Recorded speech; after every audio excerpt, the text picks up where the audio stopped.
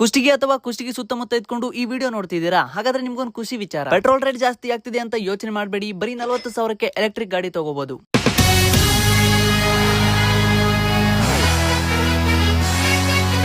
ಹೌದು, ಮೊಟ್ಟ ಮೊದಲ ಬಾರಿಗೆ ನಮ್ಮ ಕುಷ್ಟಗಿಯಲ್ಲಿ ಆಲಂ ಮೋಟಾರ್ಸ್ ಅವರ ಬ್ರಾಂಚಸ್ ಕಡೆಯಿಂದ MAS ಮೋಟಾರ್ಸ್ ಎಲೆಕ್ಟ್ರಿಕ್ ಗಾಡಿ ಶೋರೂಮ್ ಓಪನ್ ಆಗಿದೆ. ಸಿಂಧನೂರು ಮಾತ್ರ ಅಲ್ಲ, ಗಂಗಾವತಿ, ಮಾನ್ವಿ, ಲಿಂಗಸೂರು ಸೇರಿದಂತೆ ಈಗ ಕುಷ್ಟಗಿಯಲ್ಲೂ ಕೂಡ ಆಲಂ ಮೋಟಾರ್ಸ್ ಅವರ ಗಾಡಿಗಳು ಸಿಗ್ತಾ ಇದೆ.